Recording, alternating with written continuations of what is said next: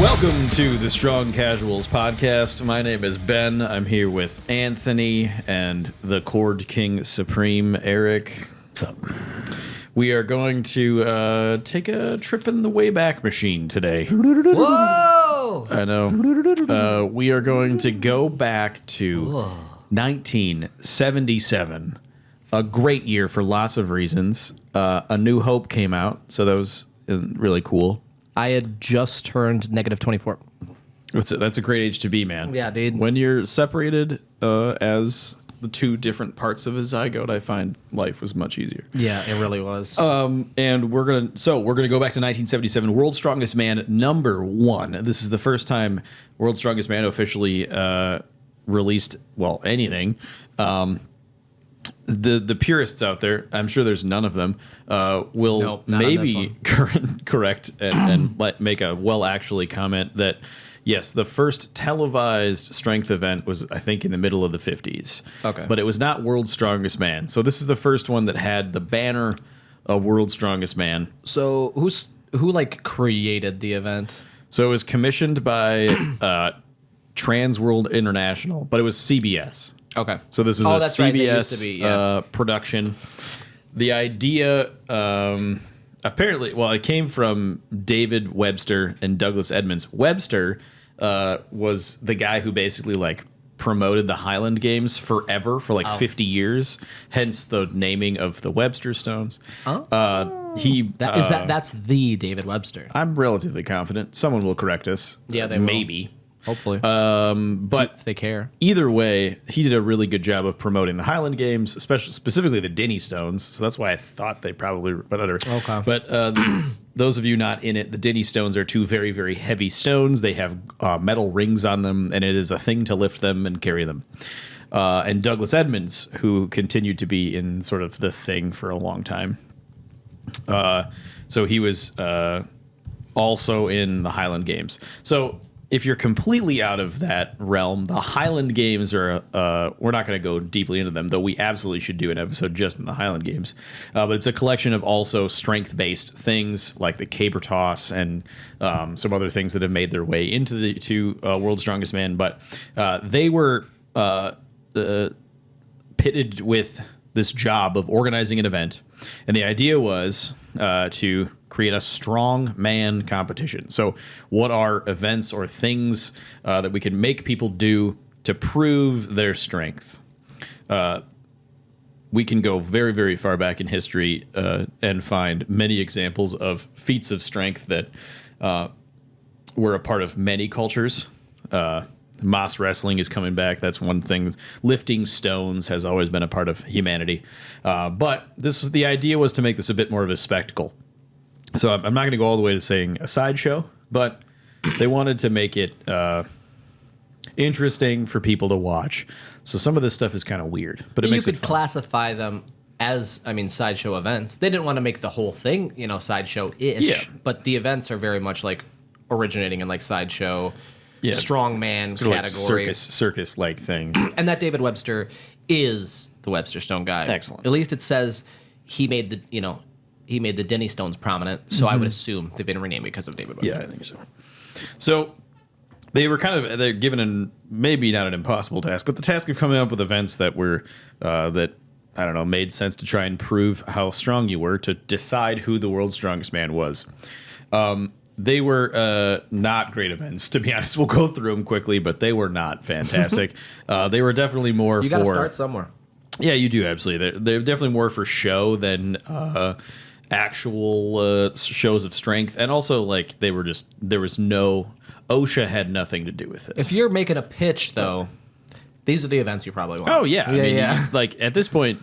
there is sort of the powerlifting world. There's Olympic lifting is still, has always been. Yeah. So you have Olympic lifting, you have powerlifting.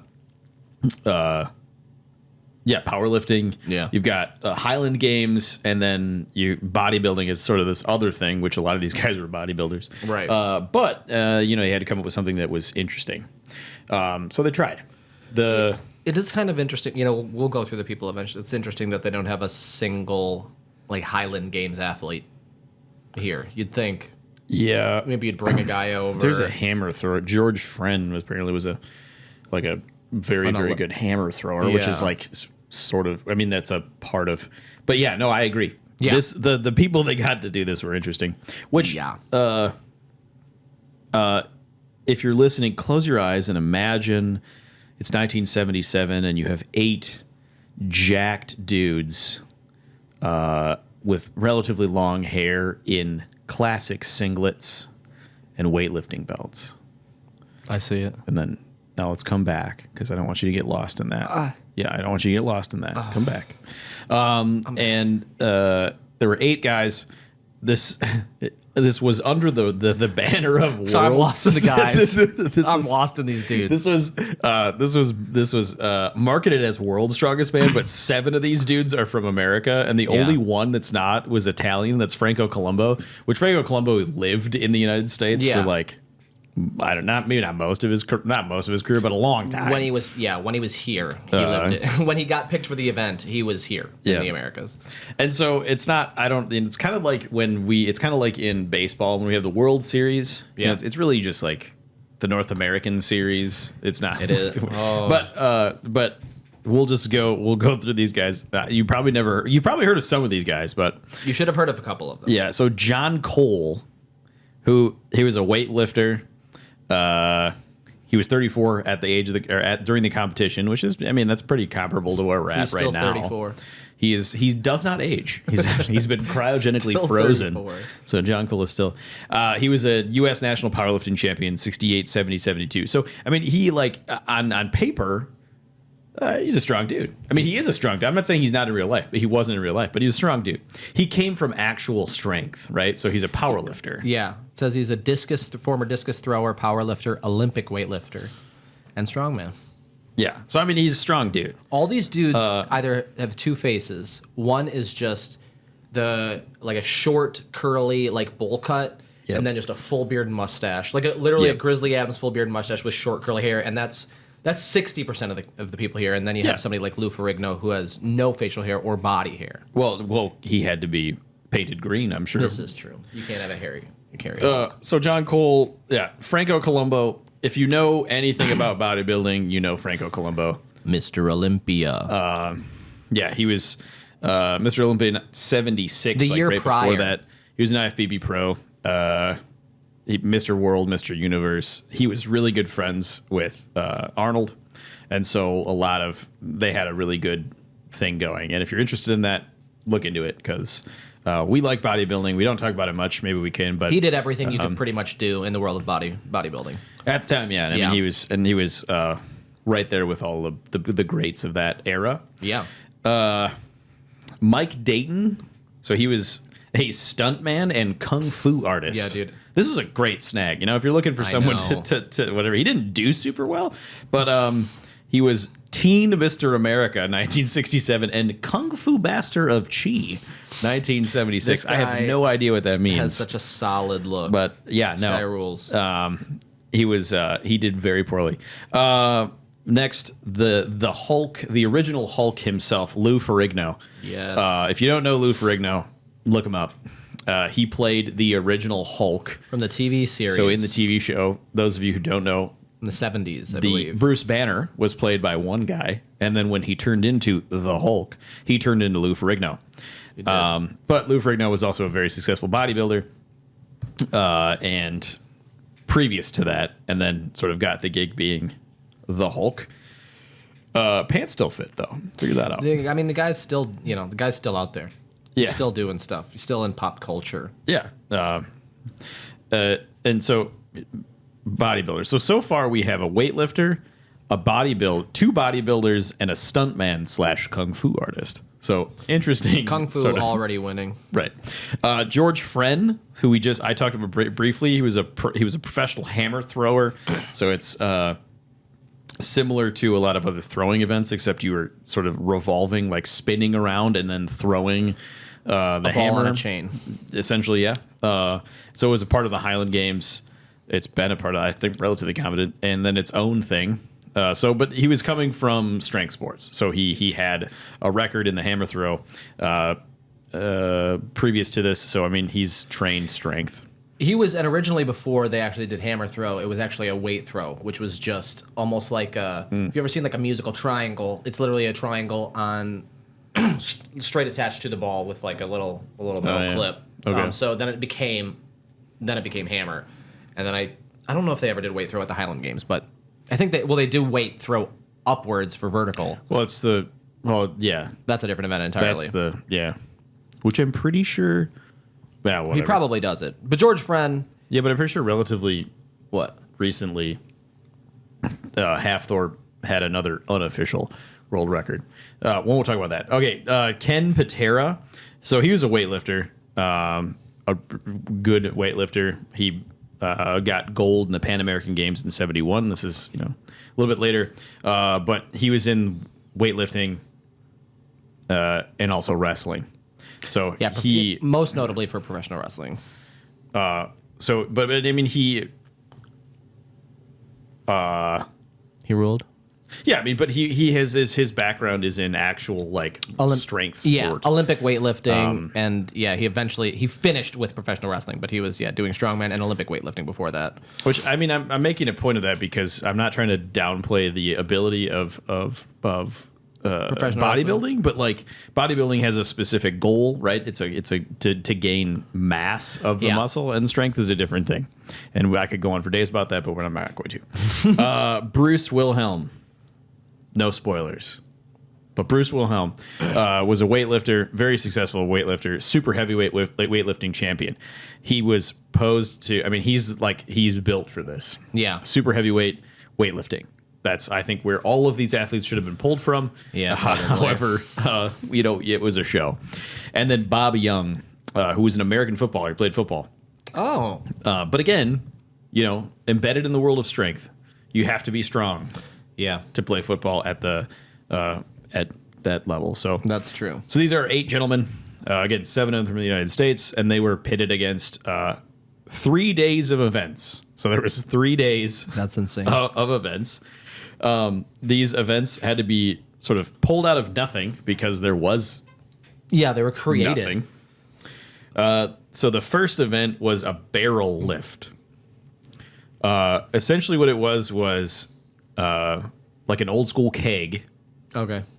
And then they would take the keg and they had to lift it up to their chest first. They had to pause and then press it. So effectively, it's like a log lift with a keg. Okay. If you're in the thing. So you have to lift the barrel up, keg, really. Right. And you had to pause at your chest, which if you watch this, it's available on YouTube. So you can watch it. Oh, check it out. You have to pause at your chest and then press it above your head. And then the pause totally screwed some dudes up. But I mean, actually, this of the events, this kind of makes sense. Yeah, I wonder how loosely they gave the rules out for like the press. Yeah, I don't know. I mean, probably not. Probably at all. super loose. I don't think there was. I doubt there was a rules meeting before this. But that's true. Magnus wasn't there to give out the rules. I don't understand. Yeah, right. Bruce Wilhelm won this, and he did it with a 250-pound barrel. So now, are they progressively getting bigger? Is that the they're adding weight to the so there's barrel? like a series of barrels. You have to clear one before you get to the next one. So it's like the log lift medley, but with these barrels. Or some sort of press medley, yeah. Okay. But it will all with the same style keg, and then it maxed out at 250 pounds, which, I mean, at the time... That's heavy. That's not bad. No. If you look at weights over time, which one of our friends does a lot of data, and so we're going to totally do strength by numbers. But if you look at, like, the data over time, like, things have just been getting heavier. Yeah. And I won't go into that, but yeah. So he won that. And then there was a giant tie for second place. Young, Patera, Colombo, and Fren all tied for second place. I don't actually know what they lifted. There's video of Colombo doing, I think, at least 200 or maybe 150. But I mean, it's like, again, of the events, makes sense. Yeah, we have versions of this now. Yeah, it's just not the same. Next one, however, is the steel bar bend. Yes. So literally, they gave them a rod of steel. Was it steel or was it like a rebar? Well, yeah, it was steel. Right. Okay. So it was basically just a giant rebar. So it was carbon and iron. So their job was to bend it in half, There was no rules about how you did it. You obviously couldn't use other stuff. Yeah. But you just had to bend it in half. Same thing as the thing before, right? There's multiple bars that Yeah. they have to bend. Yep. Bend the thinner to thicker. Right. Yes. Hell yeah. It increased in thickness. Hell yeah. This is hilarious. Like, so they all took a different tact at first. A lot of them they were given towels. They were given like 3 hand towels, like, and some of them would fold them up and put them on their head, and then they would sort of put the bar across their head and then try to like bend it down over their head, Which is just horrifying to think about. Yeah, a lot of them put the bar behind after they had a bit of a bend in it. They would put it behind their neck and try to do it that way. That kind of makes sense, except the part where you're like crushing your throat. Yeah, well, the nape of your neck. Yeah. Other guys try to use like their knees or their legs. It's a bit of a This is like a classic like carnival sideshow strongman. right, and that's exactly what it was. Yeah. I mean, this was a popular feat of strength way back in the day. Yeah. Like leopard print singlet Right. days, where you would like, hey, look at me, I can bend this thing. Right. Or if you're, Eddie Hall on TV, you can bend a frying pan or Yeah, something. you can. From Walmart. The rebar. There was the clip where I think it was in the Strongest Man in History where they went and like Yeah, did the thing I think with they might have the, done that. They did a thing with the classic strongman, and Brian and Eddie were trying to do the bar bend Yeah. and a bunch of the other stuff, and it's way harder than you think. It doesn't just take just brute strength. There's technique to it. Yeah, I mean, there's a lot of fun, sort of like almost like, well, yeah, definitely sideshow kind of stuff like that, like tearing a phone book in half. I love and- that stuff. and like tearing cards in half. There was a and- guy who did a phone book, he opened a phone book and put a smaller phone book inside of the phone book and then tore it. I'm like, dude, what even is that grip strength? that should have been in here, man. What is that? Yeah. So So these events are super fun, and they're gonna bring everybody's gonna watch these things. I Yes. mean, it's just like fascinating. I think it's because of the fear of injury is strong in this one. You know what I'm saying? yeah, all of that. Yeah. It was like I feel like the promoters or whatever, the organizers are just like, how can we effectively hurt people? Yeah. And make it fun for people to watch. Right. So steel barbend, Lou Ferrigno won this. And Franco Colombo came in second, Dude, which is like You need TV credits. That's what you need. I don't know what it would be like to be the actual like powerlifters and like weightlifters, and then you're watching like these like popcorn muscle TV's The dudes Incredible come in Hulk, and like and he's just bending. You're like, yeah, I don't know. yeah, it's got to be, especially for these guys who were just like, they were in the 70s. Let's just say like, machismo was massive, and so I imagine like they were just crushed. these guys. I know. I mean- I imagine they were crushed when that stuff happens. You're like, I'm one of the Olympic weightlifting. I'm one of the strongest people in the world, and Lou Why'd they Ferrigno's continue? beating I don't me. know. Because he's the Hulk, man. It is true. So that was Lou Ferrigno won that. The next one was the wrist roll. So I don't know what there this are is at things all. like this. Like Juji Mufu has done this a couple times, and I think Michael Todd has done some stuff with it too. So it's like a metal bar, and the bar can spin, and then you have a rope that's attached to it, and you have to turn the bar, and you're wrapping the rope around the bar. Oh, that's so okay, it's, yes. it's like the weight is hanging. In this case, it was 100-pound weight off of a 10-foot rope. So I mean, that's significant Yes. weight. And your job was to turn this bar and try and lift that 100 pounds the whole 10 feet. Oh my god, I feel that in my wrist. I feel the carpal tunnel right now. Yeah, and it's dumb. It sounds like dumb. awful for your I mean, wrists. it will blow up your forearms. Yeah. I've never done this, but I've done similar things, and yeah, it will. I mean, you'll get a forearm pump, but like, Yeah, dude. I don't know where they.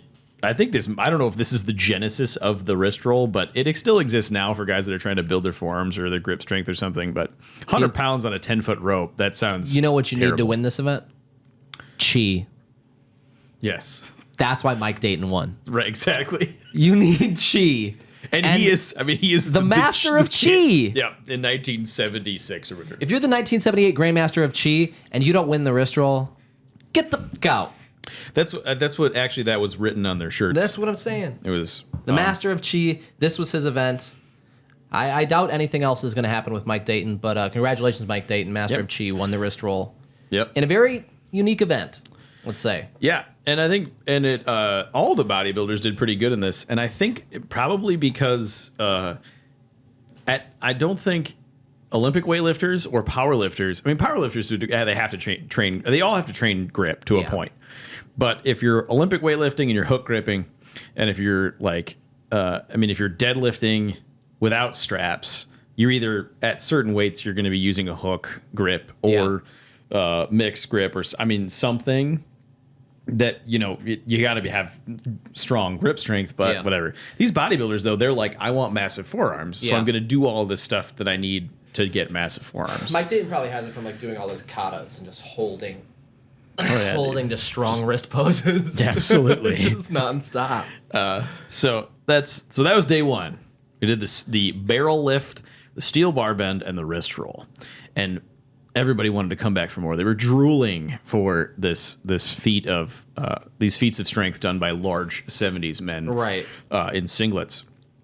Okay, day two, we have the wheelbarrow race, which is exactly what you think it is.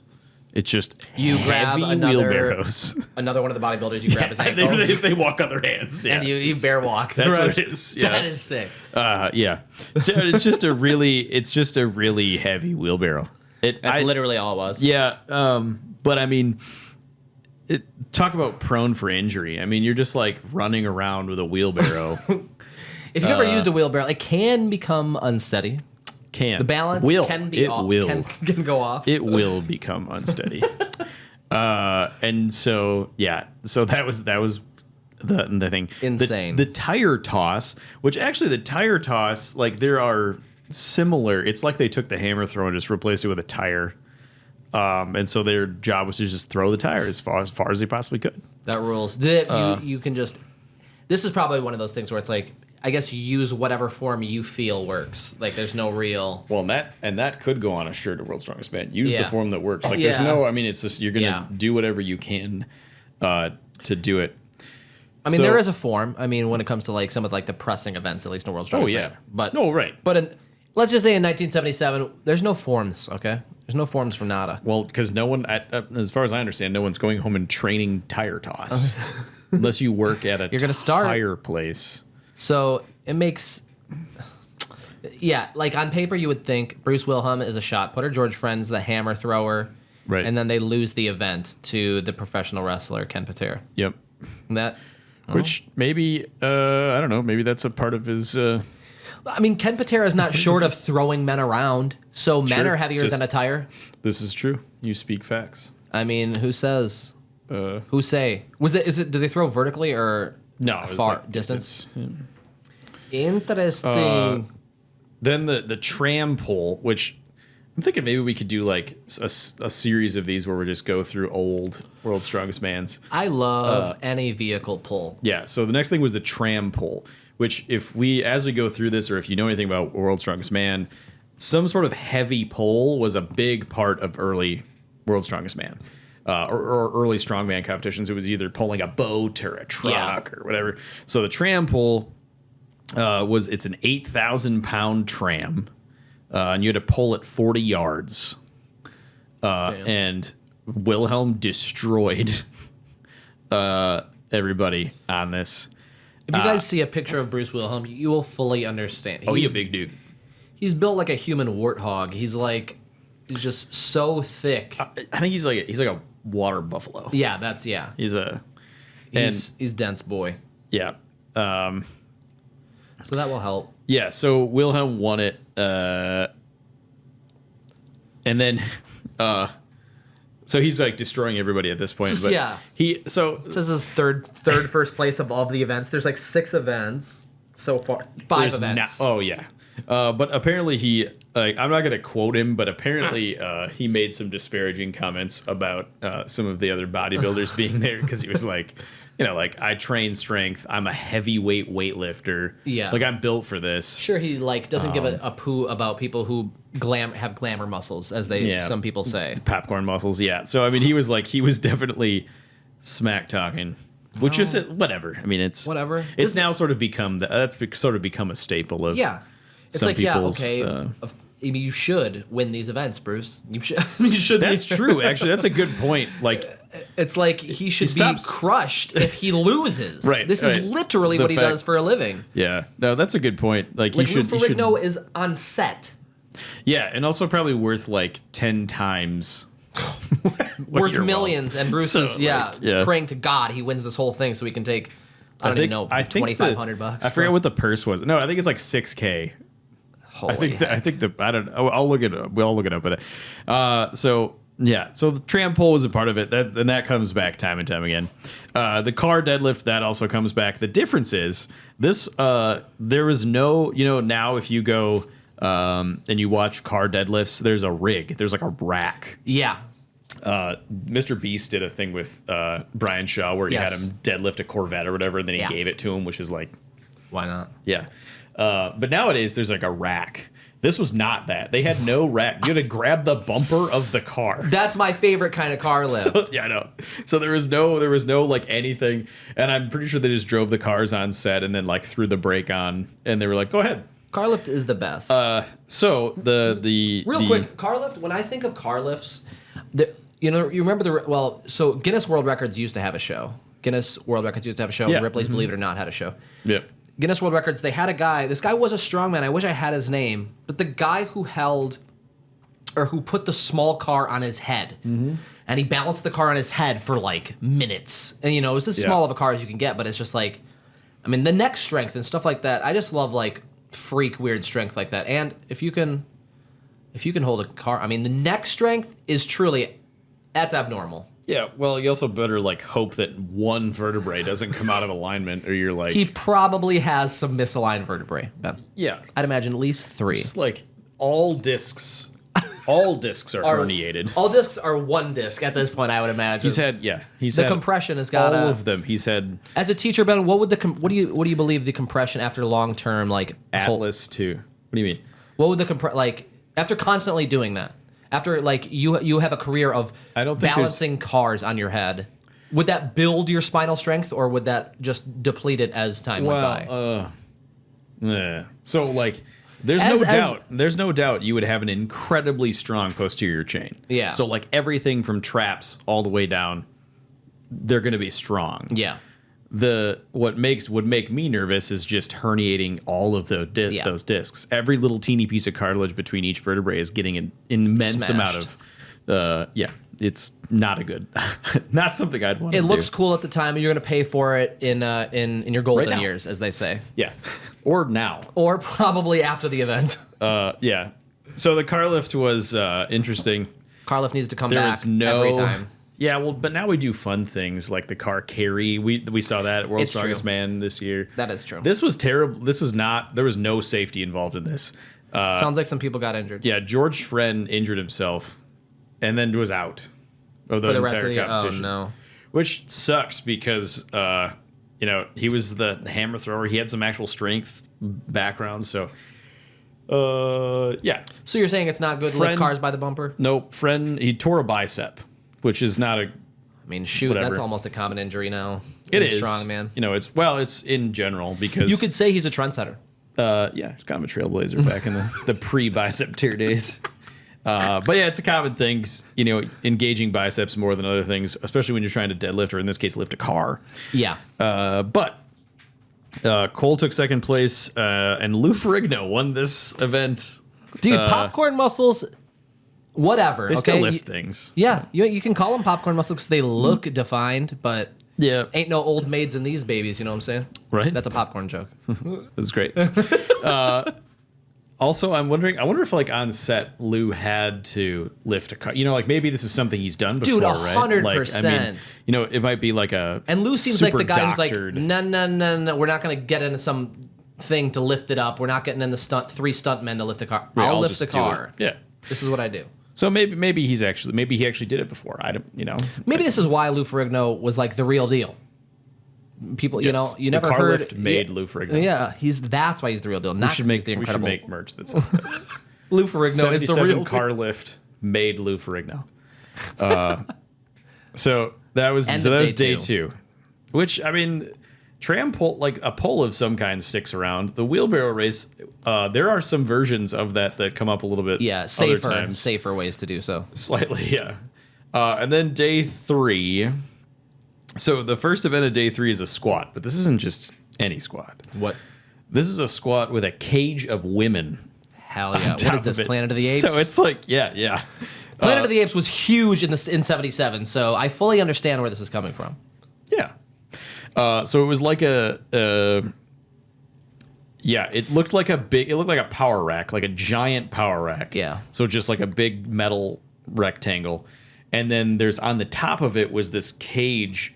Cage sounds weird. But it was basically a cage. Sounds like a cage. And there was a bunch of women in it.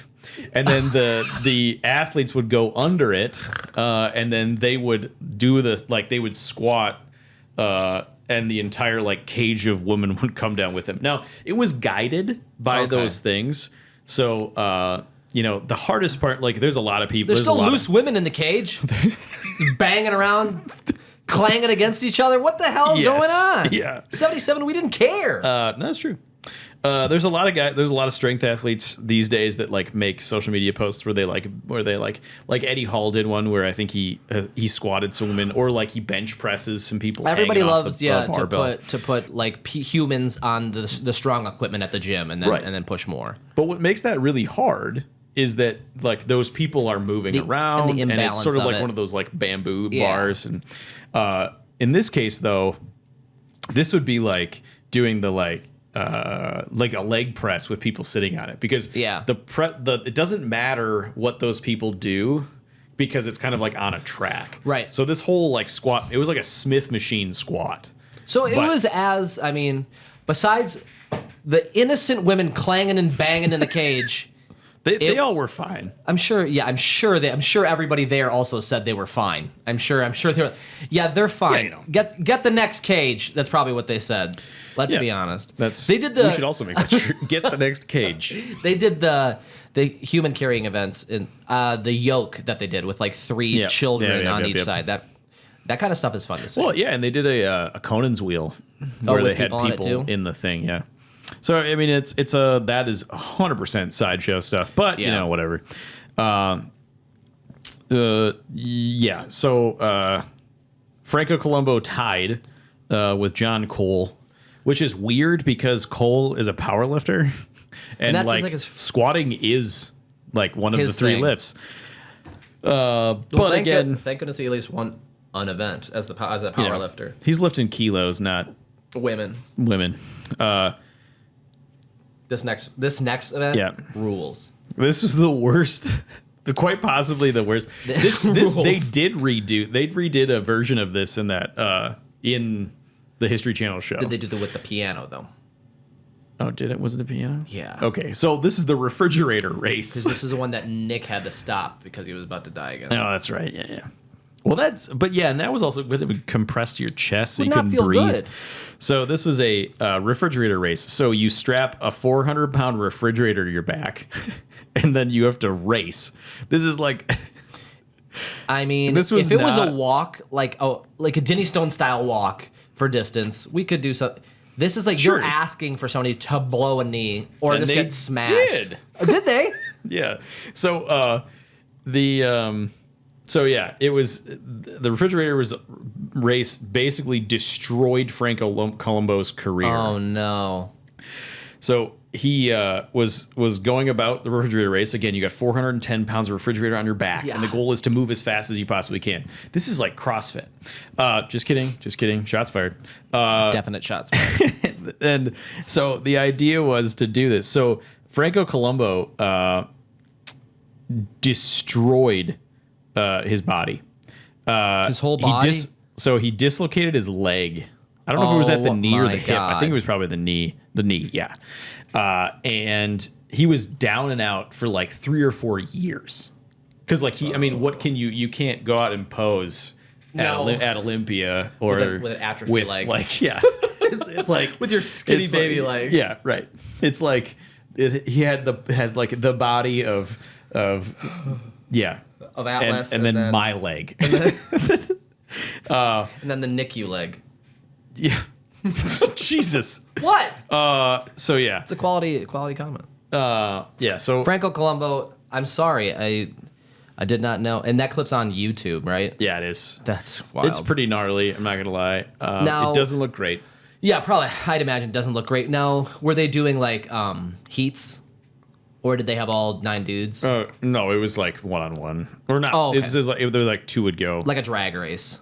Yeah, yeah. Oh, yeah. Wilhelm won the event, so at this point he's How like did he win that? basically whatever because mean- he's huge. I mean, I guess this is like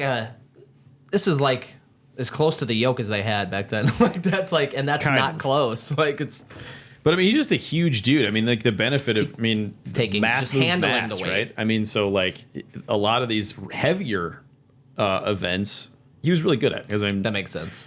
he was mass move mass. I mean, look at 2017 Eddie Hall, mass Yeah, move that's mass. true. Being 400 pounds is of a benefit. Yeah, when you weigh as much as the implement. And again, Wilhelm is like spouting comments off all the time about. Some of it gets into the video. If you watch, there's a YouTube video of the entire thing. Oh, really? Basically, It's not long, is it? It's an hour and a half. Yeah, it's not long. But there's a whole bunch of commentary. The commentary is hilarious. In fact, I would recommend you go watch it. do you have just- any? I definitely am going to watch just this. just for the Do commentary. you have any It's idea hilarious. who? Do you say you don't know the names of the commentators, but who like? Do you know what they were? What their don't- past stuff was? I don't remember. I think they were like CBS people. I don't think they were. Oh like, yeah, probably just paid CBS analysts. I don't for think anything. anybody. I might be wrong, but I wasn't paying it. I was watching it on 2x speed. I just want to see the events. So the refrigerator race destroyed an athlete. Poor Franco. Yeah. By this point, Wilhelm is like the way that they did points back then was not the way they do points now. Yeah, how's It was this like do? 10. Like first place got 10 points. Second place got 7. 4. I don't know how. I have it right. I think I it had wasn't what we do now. But at this point in time, Bruce Wilhelm is like, I think he's basically already won. So there's really, Okay. I mean, he's still competed in the last thing. Yeah, it is but- exactly what you said. It's 10, 7, 4, and 1. Yeah. When they tie, it becomes like 5.5 and stuff like that. Right, because you split it. But so the last event was the tug of war. Which is an event that, I mean, if anybody's seen like any clips on World's Strongest Man, this probably is hit. If you even thought about it, if you've said it out loud to your phone, this is probably the classic strongman clip that probably comes to your page. Probably the specific match of, that's the other thing is maybe not this one because the tug of war has also been in. Is this the only time it's ever been in the strongman, or was this No, the it came one? back. Yeah, because I love this kind of stuff. Was this still the water, like when they pull into the water, or was this just like a sand pit? Do you know? I think no. It was just tug of war. I mean, there was nothing like. Because in the other tug of wars, they pull them into water, and that. Yeah, and they rules. did some other stuff. Like some of it was on sand, some of it was on whatever. But so the As top, an idiot, tug of war is everything for strength. yeah, I think it's hilariously Yeah. dumb. I think this is like, Yeah, I mean, I think for strength, you're like, who's the man? Who can pull the rope harder? Hell yeah. You're like, well, if you know- fall down, though, yeah, it's over. It's I really. mean, you're right. Like, I mean, I think that like when people think of like what does it mean to be strong? Yeah, like, yeah. oh well, you can win in tug of war. Like, Yeah. so the top 4 contestants took part.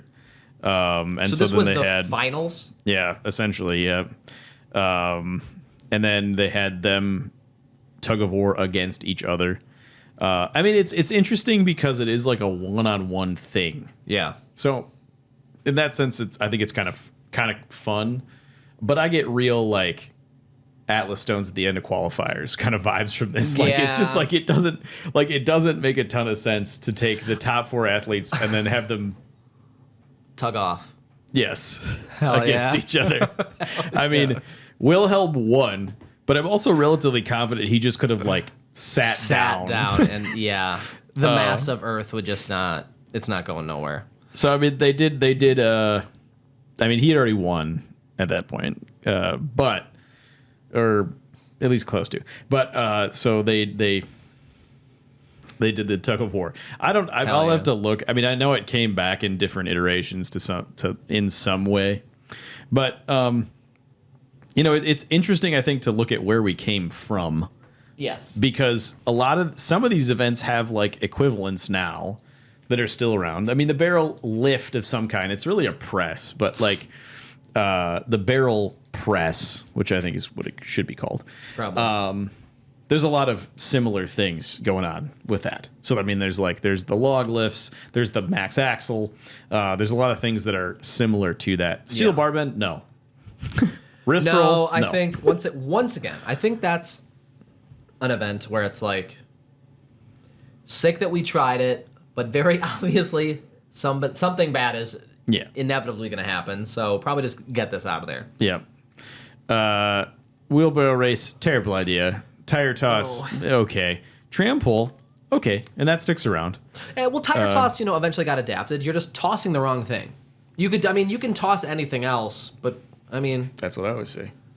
That is exactly what I'm trying to say. Yeah, squats of some kind. The car lift sticks around in some way, or in some form. They know how to let us figure out a way to gut a car and do something with it. Yeah. The yoke car thing that they did this last year was fun. But I loved that. But the thing is that it's the implement is made to carry. I know. So it's not the same.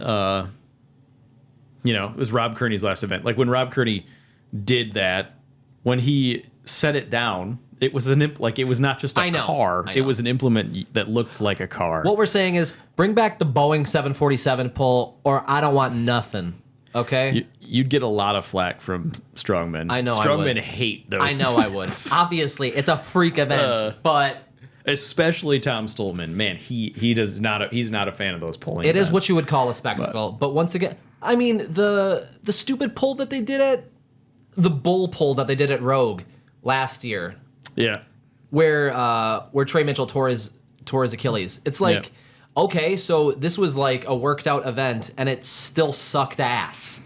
And multiple people Trey's the only one that got hurt, thank goodness, not thank goodness that he got hurt, but that nobody else did. Tom lost his shoe. It was just it was a whack event. And it was like way heavier than it should have been from the sounds of it. And Brian was the one testing it at the start. Yeah. Which is also and I guess it had, once they moved the implement from outside to inside, it also changed. It's just like, I don't know. I mean, even with a that's as controlled as you can get for the situation. And it still wasn't that good. So I understand why they're not pulling airplanes anymore. Yeah. That's kind of a rogue move too, right? Like it couldn't be just the Conan's wheel, like they had to do that. But I mean, we have to make the Iron Bull. Well, they just make everything bigger, which is fine, but whatever. Don't get me wrong, some of their events ruled. That the rope pull to pull up the bag. Yep. The hand over hand. I love hand over hand stuff. And I mean, a lot of that stuff comes back, but I mean, these guys, if you know what I'm saying, these guys were given sort of an impossible task. Come up with a bunch of events where people are going to want to watch that have no idea what it takes to do it, which is still kind of the case. Yeah. Because we talk about arm wrestling. There's WAF, there's world, there's federations and there's organizations that are like people that are in it. Yeah. But no one's watching streams of these things because unless you're in it, you don't know what's going on. I know. And at this point in time, there was powerlifting, there was Olympic weightlifting, but you weren't necessarily going to watch powerlifting or Olympic weightlifting. Yeah. Maybe the Highland Games, I think, people go, that's definitely a spectacle. Yeah. But these other things, people were in it. So you need to make a show. This is a show. Well, that's the whole thing. That's what I was talking with Eric about, the other week is how do you make such a small thing where, like this happens, the very first thing, how do you make it? It's got to be a spectacle. Right. It's got to be a spectacle or you're not bringing anybody in, especially something brand new like this. Luckily, they're on CBS where it's nothing else is going on CBS except, the American pastime and football. And it's everybody's watching that channel. It's probably one of... In 77, I don't know, maybe 20 to 30 channels. It's God knows. I wasn't born in 77. How the hell would I know? But I'd imagine it's like that. Yeah. And it's you don't have... Same thing with Strongman in the 90s and early 2000s. It was on ESPN. Everybody's watching ESPN. Well, yeah, and you're watching reruns of stuff too, because they would replay all these old constantly things. It was watching Magnus Magnuson and all the classics. I'd love to see the numbers of of like old strongman when it was on broadcast television in prime time sometimes, as opposed to, I mean, now when it's better than ever, which is, you know, crazy. Right. And I mean, It sucks. it's also interesting to see like the athletes that were born after this, because these guys were pulled out of completely different things. Like before this, like there was no such thing as a strongman athlete at this point in time. And so it's before a lot of the big names. So like Bruce Wilhelm comes back and he wins the next year as well. Yeah. But as time goes on, you start, which we can talk about. I think we should do episodes about this. You start to cultivate a certain type of athlete. Yeah. And after you start cultivating those athletes, then we start to see the guys like Magnus Ver Magnuson. We start to see actual guys, you know, like, who are trained for strongman. Right. Like, and so, not just somebody else from some other sport brought in to, hey, you're a strong dude. Yeah. And it's interesting to watch the change, because then when you get into those guys and events, they're actually training the actual event. They're not just coming in completely cold and have no idea what's going on. They've actually trained how to do these things. But that is, it's almost Magnus Samuelsson, and you get all these those are the multiple time strongmen. Yeah. It's interesting because it is, you don't, now it's like when you have a guy specifically for it, that's why the original ones were kind of cool, because there was a mystique about it, because it really was just who's the strongest dude. Yeah. You know, it's like, grab this guy from this thing that has strength within the sport. Right. And let's try something brand new. Well, and yeah. It's kind of like I see this now. I've been watching MMA for a very long time, and I see it now when there's guys in the UFC who are in their early 20s, and what is their sport? Their sport is MMA. They're doing nothing. Where, you know, as opposed to UFC 1, you have a sumo wrestler, you have a judo guy, you have a boxer, you have a jiu-jitsu artist. It's like you have a catch wrestler. These are all people that's why those things are fun. That's why the original strongmen are fun. It's like, these guys are just the strongest dudes that we have, you know, in these places. And now it's like, oh, okay, this guy's 20. He's been practicing MMA. He does like 8 different martial arts, and he's been doing it since he was 4. It's like, okay, well, I feel like I'm probably at a disadvantage. And it's not always that way in MMA, but in strongman, it was certainly the case. When people started actually training strongman events, it was very obvious that they were training strongman. Yeah, right. I would love to cover like some of the bigger events. We'll have to cover like some of those bigger 80s events and early 90s events with Magnus and stuff like that, and Pujanowski, because they're just I mean, they were Barboa dominating. Like it was like, this is true. Well, yeah, and like you, I mean, John Paul Sigmarsson. Yes. You know, Bill Kazmaier. These are staples in the game, and you don't like 5 times. I mean, but that didn't happen until the sport existed long enough for them to train those things. Yeah. Which is, I mean, I think like cool, and it's also why we still have it.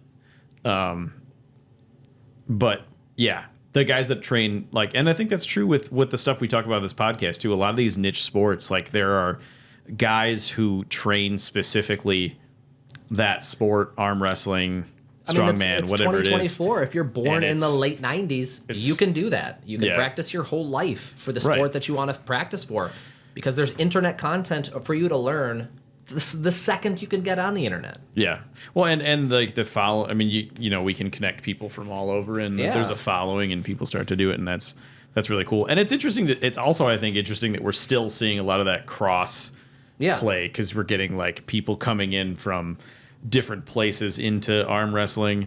I mean, if you look at, and I would love to do a podcast just about this, if you look at like strongman over time, a lot of the super successful strongmen did not start training strongman. Yeah. I mean, Hathor was a basketball player. Right. Eddie Hall was a swimmer. Yeah. Brian Shaw played basketball. Like they were athletes, but they were not strongmen. Yeah. But once again, I almost think that's kind of just because of the dichotomy that strongman's been going through. When these guys came up, like Sigmarsson and Magnus, strongman was huge. Like, and you kind of Well, want it was getting, I mean, they were huge when they really got in there, but they were like, it was a thing. You saw it on TV and it was getting bigger, but you literally can't even see strongman on TV. I mean, granted, it's July. You can, just months after the competition. World's Strongest Man, I'm going to let you guys know when that happens. Strongman, World's Strongest Man 2024, the last event is airing this month in July on TV. So when the schedules come out, I posted it on our Instagram a while ago. I may even make a proper post about it just to have people, because you have to know or you don't know. It's like you cannot catch a rerun unless you're watching, the Animal Planet with your parents at 3 p.m. on a Sunday. It's like that's when they're airing it. Which, that's a good thing to do. It's a great time to be at your parents' house, but it's also like, God damn it, this is the only time we're doing it, and they only do it like once. They'll maybe do it a couple of times, but I saw the replay of 2023 World's Strongest Man one time on TV, and they never replayed it again. Yeah. It's like, and I get it, we're almost at an oversaturation of sport in life. And there's a lot of other. I mean, there's a lot of coverage for everything. There's like, we don't have to get into it, but there's also like other strength sports that are kind of taking the limelight. Something like CrossFit.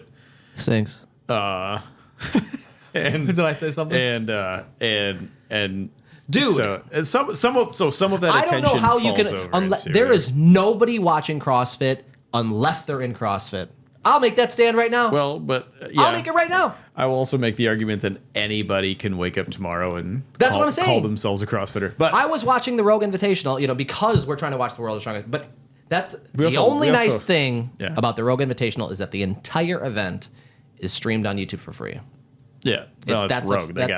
They don't care how much they pay. They make on. They're forging kettlebells in the mines of Moria and the fire pits of Mordor. Let's just hope they don't dig too deep. It's just like, I watched some CrossFit during the Rogue Invitational, and I don't know what psychopath wants to watch a shirtless dude run a 5K with a bag of sand on his back, and that's it. And it's just, we're just running. I mean, I don't even. Yeah, I think it's probably has more to do with the shirtless part. The event's over, okay? Bruce Wilhelm won the event. Bruce Wilhelm won. Look at the guy. He'll come back and win 1978. He's a boulder. And then after he retired on top. The 80s are kind of an interesting time we can talk about. And then 90s, 2000s to now have kind of been a similar like growth in the sport. Well, we can talk into that, but I think it's interesting to know where we started. Right? You need to thank the Trailblazers. You need to thank the madmen who were like, yeah, I guess I'll come do these things. Yeah, I mean, they agreed to do it, and it cost Franco Colombo 3 years of his life, essentially. So. It cost Franco Colombo his entire leg and potentially pretty much the rest of his bodybuilding career. It cost Mike Dayton, the master of Chi, his hands. We didn't talk about it. He won that deadlift event, but I guess he tore up his hands, Mitchell Hooper style, because he didn't want to wear gloves, even though they offered him gloves. Yeah. Which is like, I was talking about the machismo thing. Just being you don't have to be that way. I get it, but you don't have to. We don't care. You know why? Because everybody watching you, for sure, going to use gloves. Not if they're offering them, just take the gloves. What's it about? Is it about your chi? I think for Mike Dayton it is. Ah, shit. I don't have any chi. I apologize, Mike Dayton. I have zero chi. Well, you can work on it. I can. It's something to be worked on. Bruce Wilhelm, so he won 77 and 78, and then he just retired. Well, it's sort of like, we'll talk about that. We started to be more. People started to know about it, and they started to like. And they no longer were just sort of like blindly inviting people. They were like people who were like, hey, I could actually do this for a while. You telling me Bruce didn't get invited back? Whatever, but no, I think he might have gotten. It's just that the group of athletes changed, and it moved from far less bodybuilders and actually more into strength athletes. That makes sense. And also, once it was televised, people watched it and said, oh, well, maybe I could start training something like that. That makes sense. I mean, that would be. Man, I wonder what it's like to have been watching that event live. Like not at the event, but on say you see it on TV. Yeah, I think it's as like a first time thing. You're like, wow. I mean, it's definitely a spectacle. Like, and they had to get viewers. I mean, CBS wasn't just going to be like, do some random stuff. Like, they had to get people to watch it. So, I think they were great events. Okay, no, they were not great events, but some of them were okay. Hell yeah, for the TV viewer, they were great events. Let's put it that way. Yeah. For the TV viewer, they were 100% great events. I imagine in '77, especially because we were like, when it comes to like culture shock and seeing things on TV, I imagine some people were like even cringing like during the bar bend and stuff like that. Yeah, but it was also just kind of fun to watch. Hell yeah. And even if they're going to hurt themselves, whatever, the viewer doesn't care. That's true. But yeah, I think we know where it started. We kind of know where we are. We'll fill in some more gaps, but this is, I think, what connects a lot of the stuff we talk about, which is where does like showmanship, and sort of like the show side of things meet the actual feat and the actual strength. And I think that's what makes arm wrestling and strongman very, very similar. Yeah, and or unique. You know, people say what they may, but like Bruce Wilhelm, just talking shit was like that makes you memorable to people. Yeah. You know, I understand sometimes it's wild, but also when you're physically dominating men in 1977, you want to talk some shit. Yeah. Yeah, I think I think he probably also felt that he was the art, not the arbiter, but like he was the like emissary of strength. Because I mean, like he's stuck in there as a heavyweight strength athlete with a whole bunch of guys that physically look big, like they look quote unquote stronger than him, but he's definitely stronger. I just think in '77, like that. I mean, strength was for a strength athlete. I mean, it is now too. You know what I'm saying? But strength was everything to them, and it was so important to be the strongest guy. I'd imagine, especially in your individual sport. Yeah. So like Bruce is like, I will speak what I need to speak because I am dominating physically other men.